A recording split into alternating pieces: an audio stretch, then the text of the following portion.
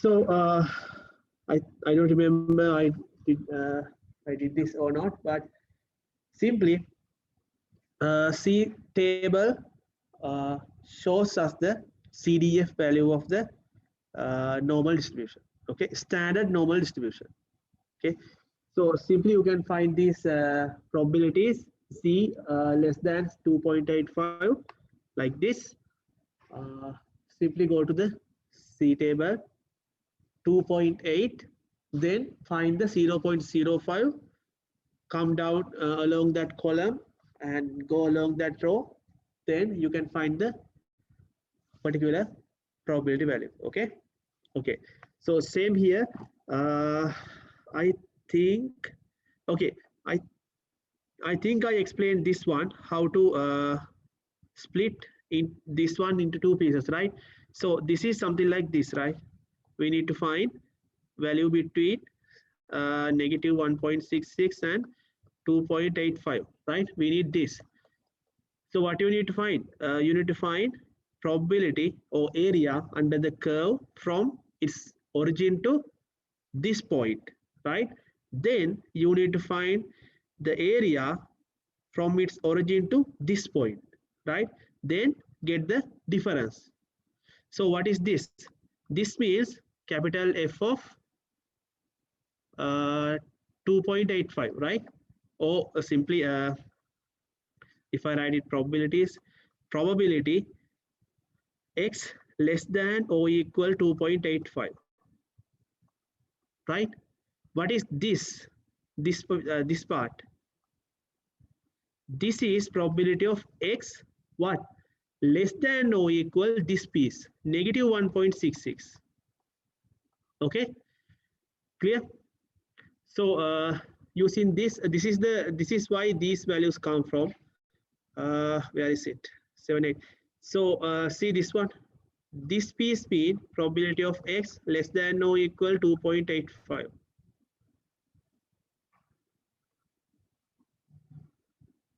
Okay, so this value is this one, and this value same here, this one. Okay, this is what probability of sorry, not x, it is c. Okay, it is c. C less than negative 1.66. Okay, so this is not the only way. You can find first you can find I mean another way. You can find x greater than negative 1 point probability of sorry, not x, I'm so sorry, these are z values. Okay, c. So probability of c greater than negative 1.66. Okay, so you will get probabilities from here to here. Then you can subtract probability of c greater than 2.85. Okay, same thing, you can get the area. Okay, so it doesn't matter which method you use, only thing is you should identify what is the area you need to find. Okay, okay, if you remember, I told you if we don't have a standard normal distribution, okay, standard normal distribution, this is not a standard normal distribution, which I highlighted here, underlined here. It is not a standard normal distribution, it is just a normal distribution. Okay, so it is hard to deal with normal distribution. So what we going to do is simply convert our normal distribution to a standard normal distribution so that we can use our c-score table or c-value table. Okay, so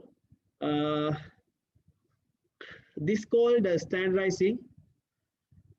So this z-score, you remember we use z equals x minus mu divided by sigma. Okay, this mu mean this is standard deviation. Okay, square root of the variance. Okay, this is the equation. So once you do this, you will get standard normal distribution 0, 1. Clear? Okay, if you have a problem using normal distribution and you need to find probabilities or percentage or those things, you have to first you need to convert your normal distribution into a standard normal distribution, do your calculations, whatever. And if it is a percentage, okay, if they ask a percentage, it doesn't matter. You can simply convert your normal distribution into a standard normal distribution, do your calculation, find the percentage. That's the answer. You don't need to come back. Okay. But if it asks like value, x value, or which means that particular value, so you need to come back. We will see, I think we have a few examples, so you will see that. Okay. Okay. Okay, weights of baby elephants, x follows normal distribution. Remember that. You cannot use standard normal distribution or normal distribution if your question has not mentioned whether it is a normal distribution or no. Okay, your question should mention, or you can you can find whether this it is a normal distribution, or sometime we call approximately normal distributed. Okay, so only those two scenarios you can use this normal distribution or standard normal table or standard normal distribution. Okay, so here is given x is normally distributed, so mean given, standard deviation given. So how do you find this? Okay, check this one. You need to find probability of x. Why x here? Because we are dealing with normal distribution, not the standard case. You have to convert this to standard normal distribution. So what they ask, this one. You cannot find this probability without converting this to standard normal distribution. Okay. Okay. So write down it like this. Keep some space here. 200. Now I'm going to convert this to a standard normal distribution. So what is the equation? Z equals x minus mu divided by sigma. Okay, so x minus mu, same here, minus mu. Okay, do the same thing for both sides. Divide by sigma, which means what? This is going to be c, right? Less than 200 minus mu, 224, divide by 53, right? So you have to simplify this little bit. C less than, it's going to be negative 24, right? Negative 24 over 53. So simplify it and find this probability. I think somewhere here. So you need to find this probability using C table. So what is this value here? This value. Okay, negative 24 over 53. So it's going to be like 0.4 something. Okay, negative 0.4 something. Okay, that value is negative value. Use the first C table and find the probability. That's it. Okay, same thing you have to do with this. Okay, so if you do something for like left hand side, do the same thing for right hand side. Okay, so I'll show you how to convert, then you can deal with this. So you have x less than 300. So probability of 200 minus, I'll denote just the, I'll use just the notation. Okay, mu divided by sigma, x minus mu divided by sigma less than 300 minus mu divided by sigma. Okay, mu sigma, you know those values, then you can find it. So this is going to be C.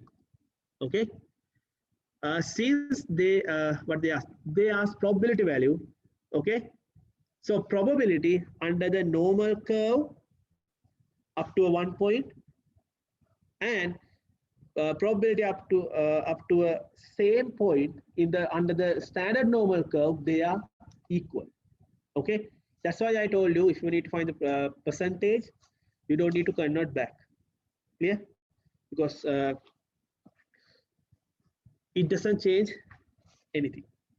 Okay. Okay. So this is what I showed you in the last slide. So that value is zero. The first this value. Negative 24 over 53 mean this one. So you can find that value using a standard normal or C table. Okay, clear? Sometimes part C you will get 0 as well, doesn't matter. Probability can be 0 as well. Okay, so please check the third one. Okay, clear? Okay, so finding a percentile for any normal distribution. Percentile, again 50th percentile, 60th percentile, something like that. Okay, so 60th percentile, let's say 70th percentile, which means you need to find the probability up to area up to 0.7, right? That's mean the 70th percentile. Oh, something like that. Okay, do you remember that percentiles, right? I think not this last section, section 4.2, right? Same thing here. So okay, if you have a problem in normal distribution, first state the problem and draw a picture. Picture means simply what you need to find, something like this, which area you need to find. Remember that area equals to the probability. Okay, so I use both words. Then okay, what are the mean and standard deviation? You should know these two, otherwise you cannot convert it to a standard normal distribution. Percentiles, what they ask, use table A. Okay, if you cannot find the exact value, exact C-score from the table, you have to approximate the, you have get the approximate value, right? So for an example, you need to find 2.85, but in the table you can find the probability belongs to 2.84, not 5. So simply you can take the 2.85 probability value. Okay, something like that. Okay,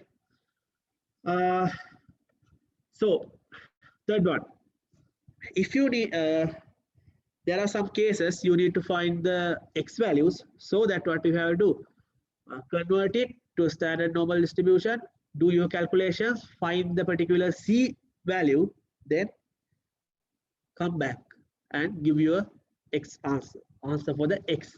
Okay, x and Z are two different things. Clear? So I'll show you an example. Think okay, no, not this one. Okay, I think next one. Okay, check this one. The manufacturer in manufactured in found have length, mean given, deviation, standard deviation given. So what they ask, length would 10%, would 10%. So which mean what? Mean given, sorry, mean given, standard deviation given.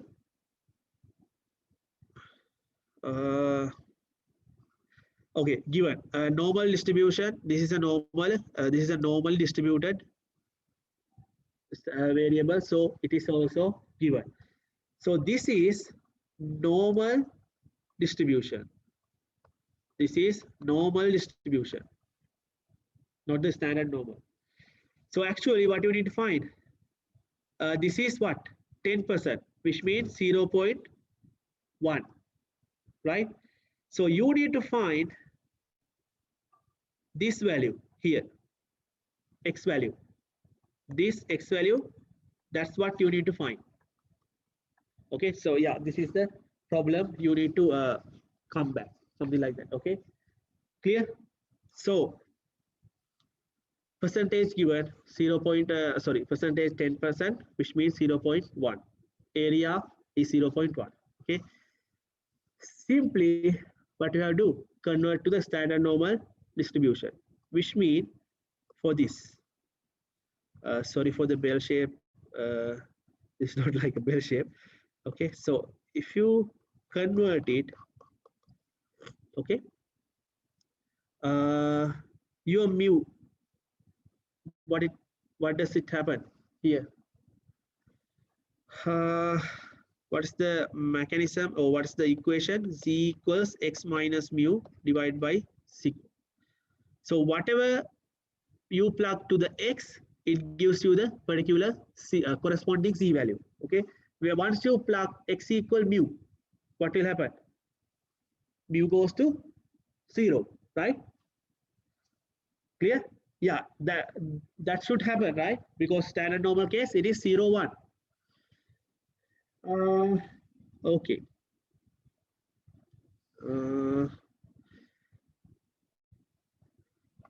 Okay, clear? So you need to find this value here, this c value, then convert it back. Clear? Okay, that's what you need to do. Okay. Once you need, this is the exact problem. Okay, when you draw it, this is the exact problem. This is what you need to find. Okay, so convert everything to standard normal distribution and find what you need. Okay, here I told you just a few minutes ago, area under the normal curve and area under the standard normal curve for that particular point is same, right? So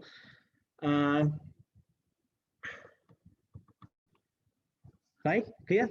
So 0.1, area 0.1, or let's say probability 0.1 is exactly same in the standard normal curve as well. Okay, if you have probability 0, you need to find the x value. Okay, which x value belongs to area 0.1. Simply you can go to the standard normal table and find what is the particular z value corresponding to probability 0.1, because those areas are equals. It should happen, right? Area under the normal curve, it is what? It is just 1. Standard normal, just 1. Okay, so try to find probability using this part, using a body of the table 0.1.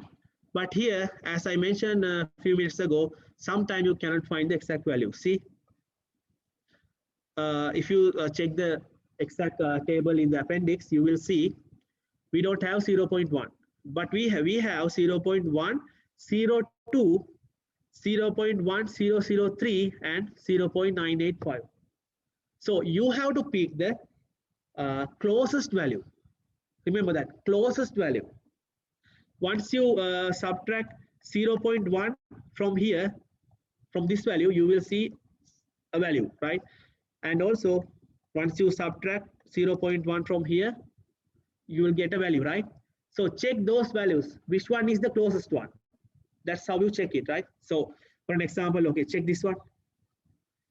So 0.1 minus 0.9, 0.0985. Okay, this is going to be like 0.0015, right? Difference. So what happens if you check this one? 0.1 minus 0.1003. So this is going to be, yes, you can flip the values and subtract them. Okay, here it is negative, doesn't matter. Once you change those two values and get subtract them, then you get the positive 0.003, right? So check these two values. Which one is the smallest one? Second one, right? This one. So that's why they are taking this value, this green color value. Clear? So you have to pick the closest one. Okay. So if you get confused, 003 minus 0.1. So you will get 0.0003. Okay. So once you find the probability value, then go up and go to the left side, find the particular Z score or C value. So this is the corresponding Z value. So your Z value or C score negative 1.2 plus 0.08. So here, first, don't just forget about for a moment, forget about the negative positive signs. Okay, at these two, you will get 1.28, right? Then put the sign. Sign is negative because the C value on the first row values are negative. Okay, so this is the particular C score value. But what you need, you don't need this. Here, see, I just erase. I'm going to erase this one. Okay. So your C value is this. Now you have to go back. I mean, you have to convert this C value back. We use the same equation what we used to convert to a standard normal using Z equals, X minus mu divided by sigma. You can isolate from this equation, you can isolate X, right? So that's going to be X equals mu plus Z sigma, right? Right? So you know what is mu, you know what is sigma, and you also know, what is Z. So do the calculation, find the X value. Clear? See this one. So you have to consider the negative side here. Okay. So C score is negative 1.28.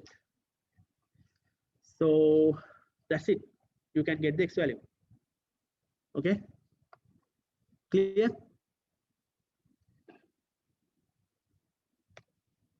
Okay. I'm not going to do this part. Normal probability plots. Sometime we use.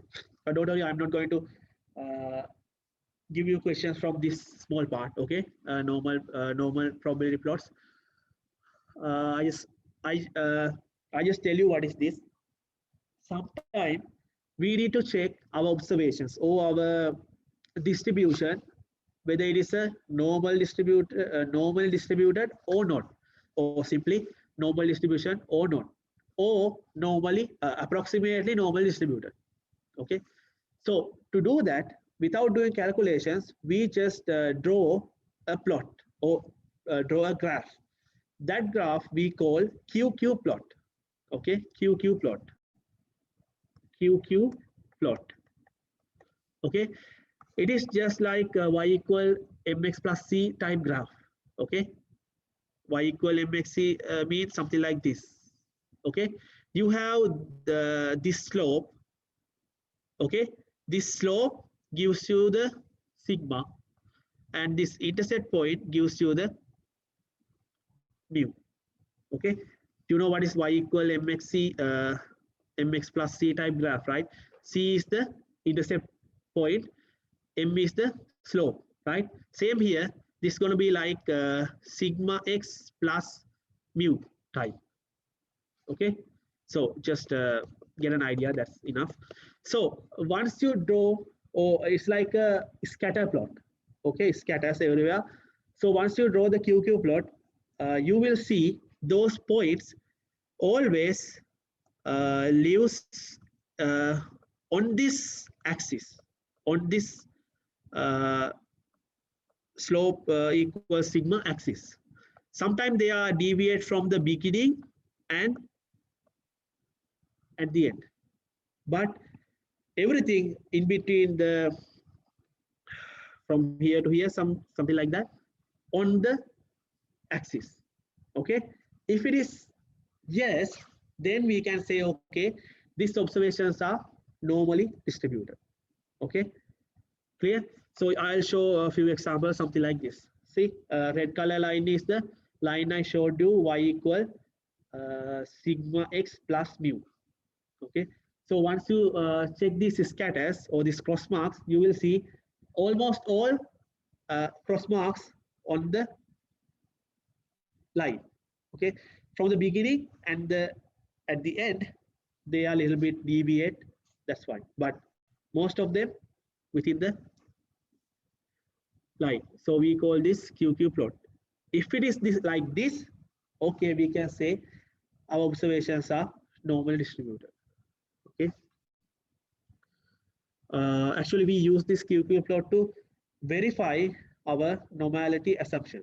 Normality assumption mean same thing what I told you, whether that observations or given distribution is a normal or approximately normal distributed. Okay, so something like this, it is not normal distributed because it has a huge deviation from here, something here. Okay, and also in the middle you can see just deviate. Okay, and also something like this. Oh, sorry, something like this. Okay, just get an idea. That's it. I don't need to check your knowledge from these QQ plots. You don't have to draw anything. Okay. Okay. Any questions? And also I forgot to mention, I think homework number 4 due on due this week, right? This Saturday. But don't worry, I'll change it. Right, I'll try to change it to next week because first of all, I need to finish this section. Okay, then you should have at least 1 week to finish your homework. Okay, so I'll adjust that. That doesn't matter. Okay, let me start the next one.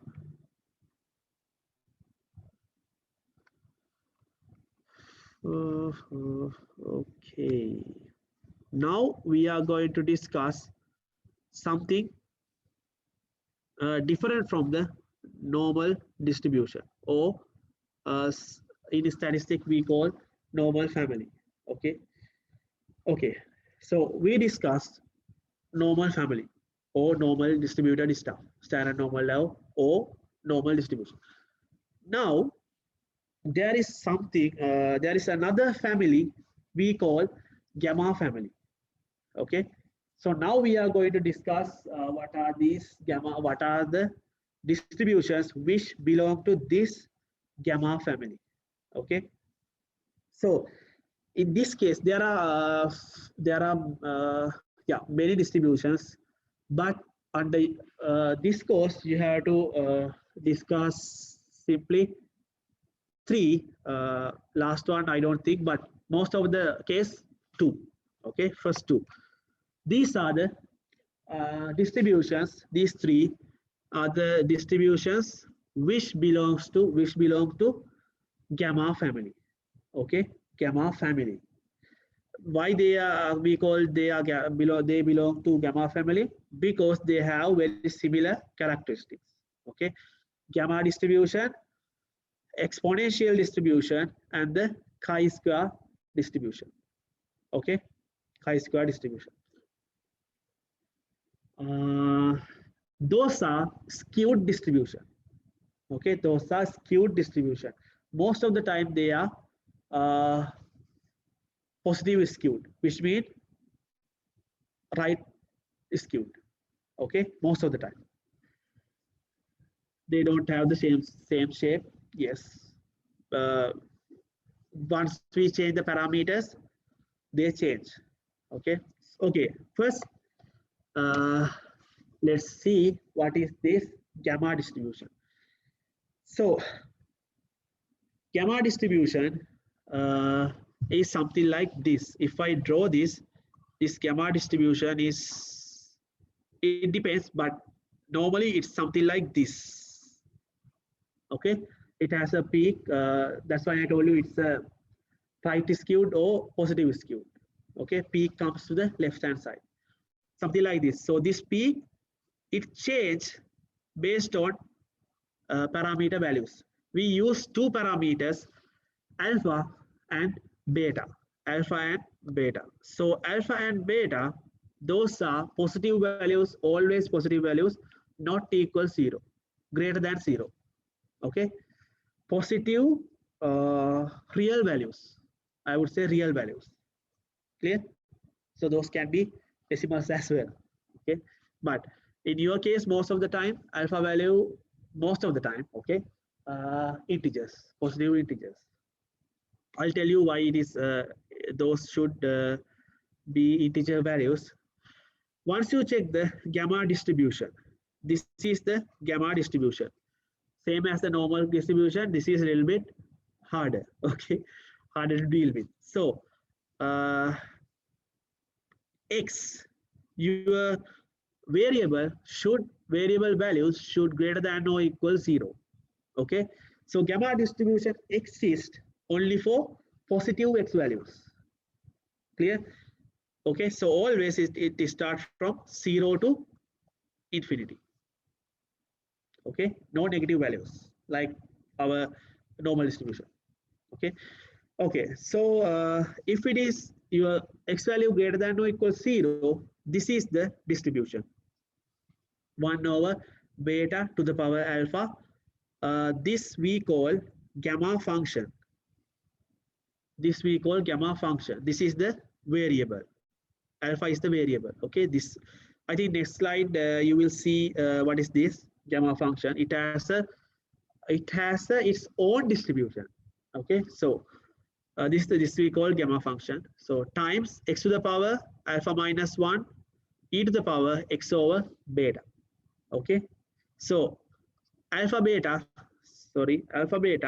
are positive values greater than 0. Okay, expected values you can find, simply multiply alpha times beta. Variance alpha times beta squared. Okay, so you just remember these expected values and variance. You don't need to do the calculations and find this. I mean, you don't need to derive these values from gamma distribution. Okay, you don't need to do that. Clear? Okay, so as I mentioned, alpha greater than 0, gamma function, which means gamma alpha. Okay, so gamma function has its own distribution, which means starting from 0 to infinity, x to the power alpha minus 1 e to the power negative x dx. So if we integrate this, you can find the gamma alpha. Okay, yeah, I know it is a little bit hard, but there is a simple way to denote gamma function. It's very similar, but not very similar. Sorry, it is similar, but not exactly same. It's like factorial. If you remember factorial, so we can do very similar thing for gamma function as well. See, something like this. Okay, not exactly same, but they are similar. Okay, it is some kind of factorial. Let's say gamma n.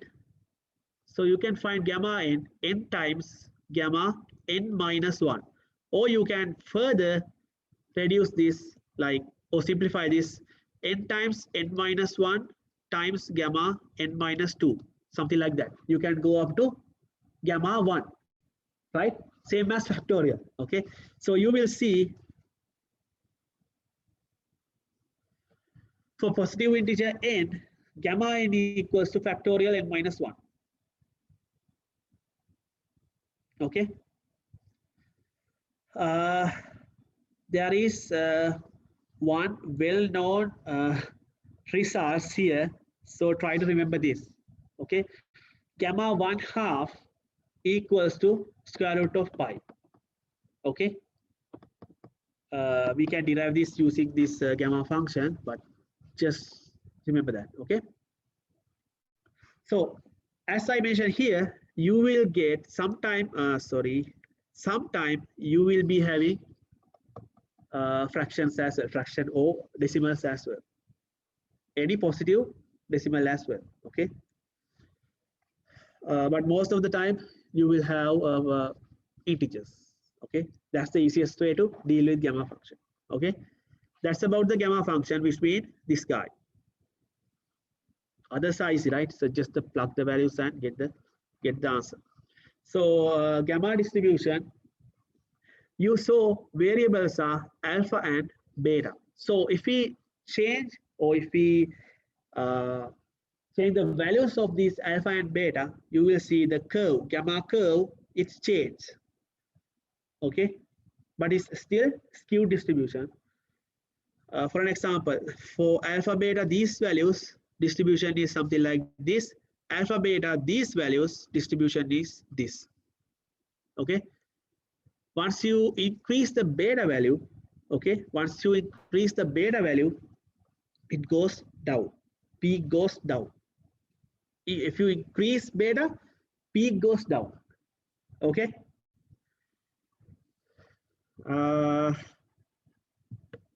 This is a special case, but we can discuss this next distribution exponential. Okay. So if you change this alpha beta, you can have different gamma distributions. Clear? Okay. So still, same as the normal distribution, it is really hard to deal with this distribution. Okay, as it is. Okay, I would say as it is. So once you need to find the CDF of the gamma distribution, so you know this is the CDF of the gamma distribution, because X is the continuous variable which belongs to a gamma distribution. So this is how we denote the, in general, how we denote the CDF, right? So we can find the CDF of gamma distribution using these two parameters, X over beta, comma alpha, which means simply what you have to do is consider this one. Divide everything by beta. That's what they have done here. Okay, so X divided by beta. So here these are one, consider as a one parameter. So here you have only alpha. Okay, so something like that. Okay, so you can find the CDF using this. If you know what is X, and if you know what is what is beta, and if you know what is alpha, using those three, you can find the CDF up to, CDF up to this point, X. Okay, clear? Which means simply, not normal, yes, something like this. So up to that X using this. Okay, clear? So always area under the curve. We call this incomplete gamma function. Incomplete gamma function. So function is like this, but you don't have to worry about that because we have a table for these values. Same as the C-score table, we have a table in our appendix. I think not the last one. Just after the standard normal, C tables, just after the C table, you can find this gamma CDF values. Okay, but the problem is we have limited number of values in that table. For an example, they have given alpha, you have only 1 to 10 and X values 1 to 15. You need both alpha and X to find the particular value. Okay, here, please remember this one. This X mean, I forgot to tell you, this X mean this value, X over beta, not just X. That value is X over beta. Okay, so simply they have mentioned x here, this value. Okay, because in the table we use simply x. But remember that x means x over beta. Okay. Okay. I'll show you. I think yes, I have a few minutes, so I'll show you the table with the next example. X denotes the transfer time of a grid computer system. So workers and masters, they have given X as a gamma distribution with mean 40 and the standard deviation 20. So what is alpha and beta? You can find alpha and beta using its definition. So expected value of X what? Alpha beta, right? Variance of X of the gamma distribution alpha beta squared, right? So plug those values and find the particular alpha and beta. This is 40 and this is 20. Clear? See, mean 40, which means this one. This is the expected value. Don't you remember? See this one? See, this is the expected value of the gamma function. This is the variance. Okay, so simply, so sorry, this is the variance, right? So this is not 20, sorry. They have given standard deviation. I'm sorry, they have given standard deviation, which means variance squared. Sorry, variance square root of variance. So alpha beta squared square root equals to 20. Clear? So from the first one, you can simply what? So variance of x, sorry, square root of variance of x equal alpha beta squared square root, right? So you can split this like this, right? So you know what is this? This is 40. This piece is 40. This value is 20. So from the expected value, you can replace these two. Clear? So 40 times beta, square root of 40 times beta equals 20. So you can find beta. Okay. Then plug the beta into either first one or second one. You can find the alpha. Okay. So I'll show you this one here. See, alpha beta 40, standard deviation this one. So you can find beta and alpha. So alpha is 4, beta is 10. Clear? Okay, next one. What is the, I'm going to erase this. What is the probability that data transfer time exceed 50? So probability of X greater than 50, right? Okay, to find that, what you have to do?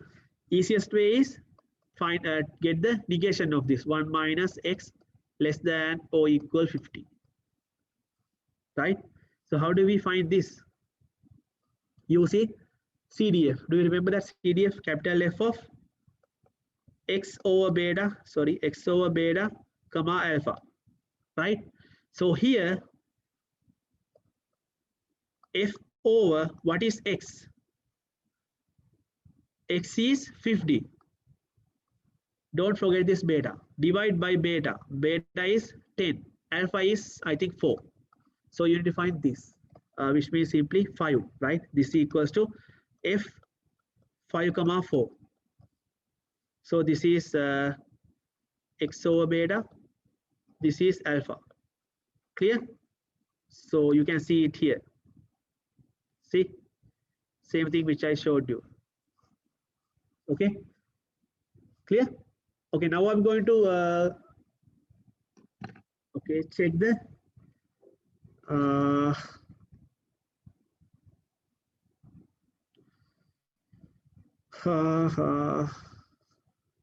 have only 2 minutes, so I'm thinking what do I need to change this or not? Okay. Okay. Okay, I'll show you the table and finish this. Let me show you the table. So that's it today. So okay, real quick, let's go. You have binomial, normal distribution, normal, normal. So next one is the gamma. See this one. This is the incomplete gamma function, what I told you. See this one. So we had values. The this first row, first column shows you the x values, which mean x over beta. Okay, this is x over beta. Don't forget it. This is x over beta. So your x over beta is what? 4, right? 5. Okay, sorry, 5. So it is this value. What is your alpha? Alpha values you can find this row. So what is your alpha? 4, right? So once you come down, you can find the value. See this one. Negative, sorry, cannot type. This one. I cannot erase this one. 0.735. So probability x less than or equal 50, right? Less than or equal 50, it is 0.735. Okay, I mean regarding to our question. That's how we deal it. You can see we have limited number of x and alpha values. Okay, clear?